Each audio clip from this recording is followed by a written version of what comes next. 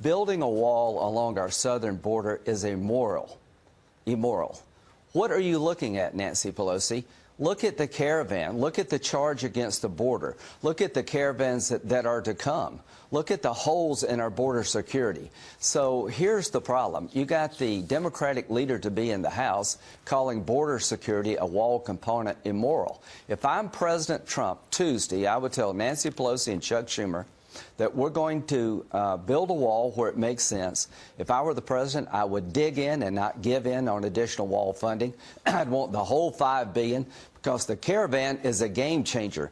1.6 is available to the president. He wants 5. And after the caravan, if you don't see the need for additional border security, you're just not paying much attention. So, Mr. President, dig in, do not give in when it comes to the wall. But isn't it the Senate who's stopping this? I mean, every time we ask congressmen, they say it's passed. We've got the money in the House. It's the Senate. Well, you're going to have the Speaker of the House who will be in charge next year. What about next year? So here's what's happening in the Senate. We need 60 votes to get $5 billion. If I were the president, I would tell the Democrats I want $5 billion for wall security for border security, including a wall, because we need it from the threats we're facing, this caravan and others to follow. And I'd put DACA on the table. There's 700,000 young people who came here on the average age of 6, have got no place to go. They're in the DACA program. If I were the president, I'd say I want 2 years of wall funding, and I'll give legal status to the DACA recipients. Yeah. That's a good deal for the country. And let's just see what happens. But the president is in a good spot here. He needs to dig in and not give in when it comes to wall funding and put DACA on the table and see what Nancy Pelosi says then. The question that I'm going to ask, to this day, is the dossier verified?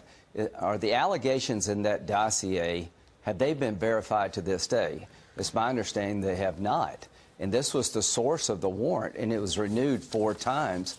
And you got the Deputy Attorney General Rod Rosenstein involved in the renewal process. How could a document prepared by a foreign agent, paid for by the Democratic Party and the Clinton campaign, make it so far through the legal process and nobody threw a flag? Right. That bothers me greatly. What is a counterintelligence investigation versus a criminal investigation? And what are the rules of surveilling a campaign of a major party nominee? All this is very important. Bill Barr should make it through, overwhelmingly should be confirmed, unless politics regarding Trump have completely destroyed the Senate. I don't know the answer to that question, but I do know this, that President Trump nominated the most qualified person available to him. This man has been confirmed 3 times by a voice vote. And when it comes to how this committee will look at 2016, we're going to look at everything, including the FISA warrant process. So just to be clear, you are going to be looking at everything, and we're expecting you to be the chairman of the Senate Judiciary Committee. You know, I hope so. I think that's the plan. We'll see next year. All right. Let me move on and ask you a bit about the CIA information of Mr. Khashoggi, Jamal Khashoggi's murder. We know what the CIA has been saying, and it's not exactly in step with what the administration has been saying in terms of whether or not the Crown Prince ordered this hit. Your reaction to what you heard from the CIA, sir? Well, we're going to label him complicit.